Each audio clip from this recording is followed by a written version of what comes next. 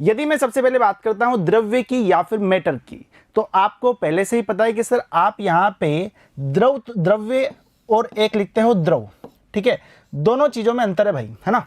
जो द्रव्य लिखा रहता है ना उसका तो मतलब क्या होता है मैटर, ठीक है, और जो द्रव लिखा रहता है ना उसका मतलब क्या होता है लिक्विड। यानी कि द्रव्य के अंदर तीन चीजें आती है, कौन कौन सी?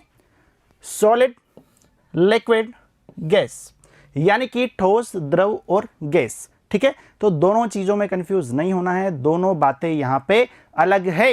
अच्छा जी, यदि मैं बात करता हूं परिभाषा पे यदि गौर करूं तो ध्यान दीजिएगा, प्रत्येक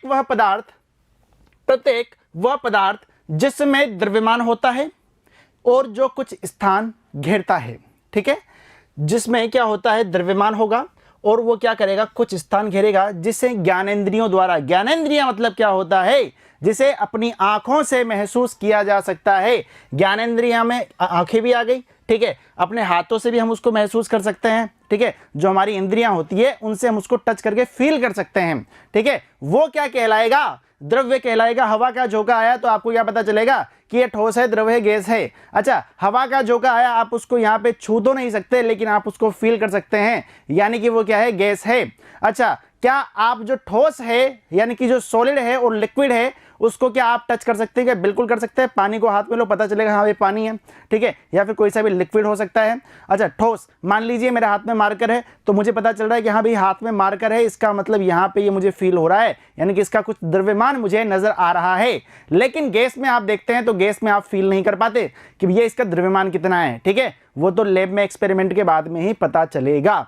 क्या इतनी बात क्लियर है क्या? ठीक है, तो ठोस, द्रव और गैस इसके तीन प्रकार होते हैं द्रव्य के, ध्यान देना। अच्छा, अब वो वाली सारणी जो हम पहले पढ़ चुके थे उसको एक बार फिर से बताता हूं आपको, देखिएगा। यदि मैं बात करता हूं यहाँ पे तुलनात्मक अध्ययन देखना चाहूं यदि मैं ठोस, द्रव और गैस में, तो किस प्रकार से है? एक तरफ मैंने यहाँ पे पूरे के पूरे जिसके भौतिक गुण होते हैं वो लिखे हुए हैं, ठीक है, और एक तरफ मैंने क्या कर दिया, तीन यहाँ पे अवस्थाएं बना दी, ठोस, द्रव और गैस। अच्छा, यदि आप यहाँ पे गौर करके देखते हैं तो सबसे पहला हमारा जो गुण है वो कौन सा है? यहाँ पे द्रव्यमान, यानी कि जो पहला गुण है वो क्या है? द्रव्यमान। अच्छा, यदि मैं बात करता हूँ यहाँ पे ठोस की, तो ठोस की यदि बात की जाए तो ध्यान दीजिएगा, सबसे पहले मैं ठोस की बात कर रहा हूँ। ठोस में मैंने एग्जाम्पल ले लिया कि मार्कर, ठीक है। अच्छा, मार्कर को यदि मैं देखता हूं तो आप मुझे बताओ, इस मार्कर को मैं इस हाथ में रखूं या फिर इसको उठा करके यहां पे रख दूं या फिर सामने टेबल पे रख दूं, क्या इसका द्रव्यमान यहां पे चेंज होगा क्या? बोलो भाई, क्या इसका द्रव्यमान जो है वो चेंज होगा क्या? बिल्कुल नहीं होगा। यानी कि सर इसका द्रव्यमान तो निश्चित ही है, इसको कहीं पर भी ले जाओ, पूरी पृथ्वी में जाकर के कहीं पर भी रख दो, यानी कि जो इसका मास है वो क्या रहने वाला है? वो निश्चित रहने वाला है। अच्छा सर, यदि मान लीजिए कि एक बीकर है, ठीक है, उसमें हमने यहाँ पे क्या कर दिया, पानी भर दिया।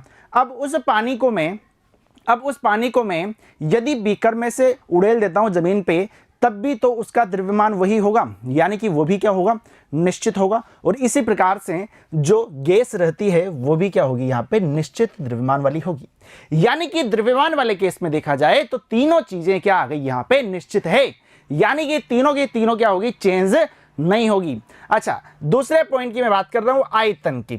अच्छा, आयतन की मैं बात करूं तो आयतन का मतलब क्या होता है? आयतन का मतलब हो गया कि कितना एरिया वो कवर कर रहा है, ऐसा हम देख सकते हैं। अच्छा, आप यदि बात बोले यहां पे कि सर ठोस की बात करते हैं, अब ये मार्कर मेरे हाथ में है, ठीक है, तीनों एग्जांपल सेम ही लेके चलूंगा, ठीक है, ताकि हर चीजें आपको अच्छी तरीके से क्लियर हो जाएगी। अच्छा, मार्कर है, मार्कर को यदि मैं हाथ में रख देता हूं और मार्कर को मैंने जमीन पे डाल दिया, तो जमीन पे डालने के बाद में क्या ऐसा होगा क्या कि भैया यहां पे इस हाथ में तो इसने इतना आयतन घेरा हुआ है, जमीन पे यदि मैं रख दूंगा तो ये मार्कर जो होगा फैल जाएगा? अरे नहीं फैलेगा भाई। क्यों? क्योंकि इसके अंदर जो यहाँ पे मोलिक्यूल्स हैं वो अंतराण्विक बंध द्वारा यहाँ पे जुड़े हुए हैं, यानी कि यहाँ पे अंतराण्विक बल जो रहेगा बहुत ही ज्यादा प्रभावी रहेगा। क्या इतनी बात समझ में आती है? क्या क्लियर है? यानी कि यहां पे जो हमारा आयतन रहने वाला है वो क्या होगा? निश्चित होगा। क्लियर है? अच्छा, द्रव की हम बात कर रहे हैं। अच्छा, द्रव की हम बात करते हैं तो द्रव में भी वही रहने वाला है कि सर यहां पे जो इसका आयतन रहेगा, अब मान के चलो यार 200 ml यदि पानी है, ठीक है, 200 ml यदि पानी है किसी ग्लास में, अब 200 ml पानी को यदि मैं बड़ी बाल्टी में डाल दूंगा तो ऐसा तो होगा नहीं कि 200 से 400 हो जाएगा, हाँ, या फिर 200 से 100 हो जाएगा। 200 है तो 200 ही वो रहेगा। तो ये बात आपको ध्यान रखनी है कि भैया जो द्रव रहेगा उसका भी आयतन क्या होगा, निश्चित होगा। लेकिन भैया ठोस में आपको गड़बड़ नहीं, सॉरी गैस में आपको गड़बड़ नहीं करनी है। कैसे, वही वापस से एग्जांपल, एक मैंने डिब्बी ली, ठीक है, उसमें क्या किया मैंने, धुआं भरा, मोमबत्ती अगरबत्ती का धुआं डाल लिया। अच्छा, अभी तो जो यहाँ पे गैस है यानी कि जो अगरबत्ती का धुआं है वो डिब्बी में पैक है ना, यानी कि जो डिब्बी का आयतन रहेगा, वॉल्यूम रहेगा, उसके बराबर उसने वहां पे आयतन घेरा हुआ है। अब यदि मैं भैया उस डिब्बी को खोल देता हूं, ठीक है, तो पूरे के पूरे रूम में समान रूप से वो क्या होगी, गैस यानी कि जो अगरबत्ती का धुआं है वो समान रूप से वितरित हो जाएगा। यानी कि भैया यहां पे आयतन का प्रसार हो गया, और आयतन का प्रसार हो गया तो आप ये बिल्कुल नहीं बोल सकते कि इसका जो आयतन होगा निश्चित होगा। अरे भाई यहां पे आयतन क्या हो जाएगा, अनिश्चित हो जाएगा। क्या इतना फंडा क्लियर है क्या? बढ़े आगे, अगली हम बात करते हैं आकार की।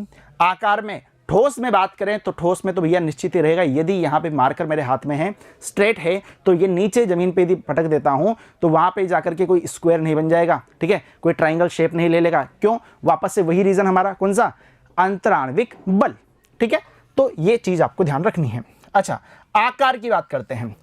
आकार किस में? द्रव में।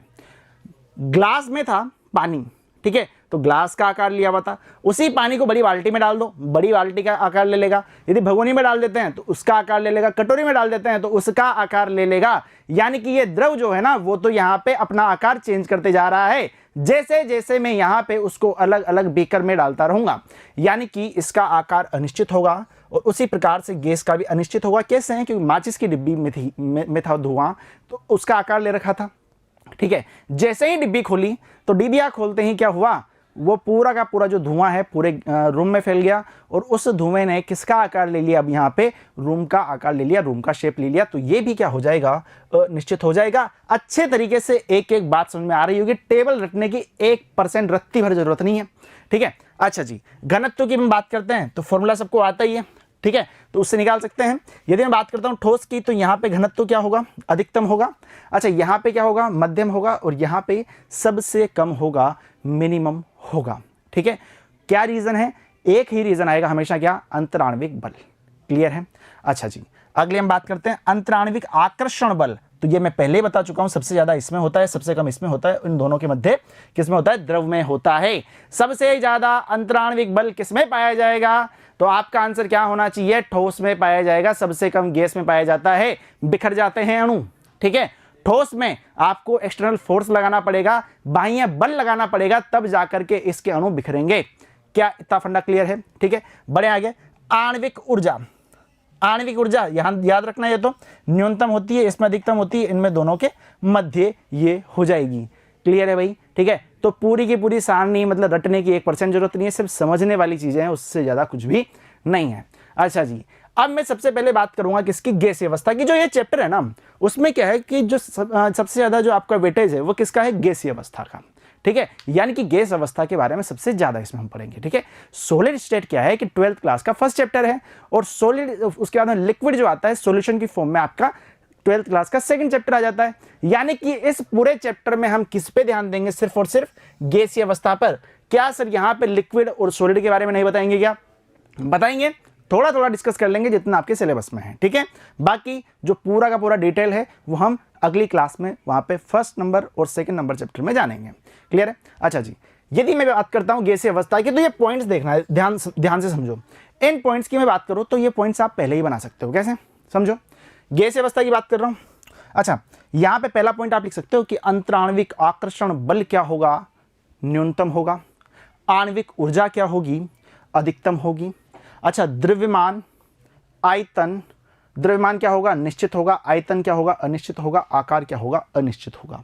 ठीक है, यानी कि यहीं से हमने क्या कर लिया, 6 पॉइंट तो इसी सारणी से हमने बना लिए, ठीक है। यानी कि ये सारणी याद है तो कोई घबराने की दिक्कत यहां पे नहीं है, ठीक है जी।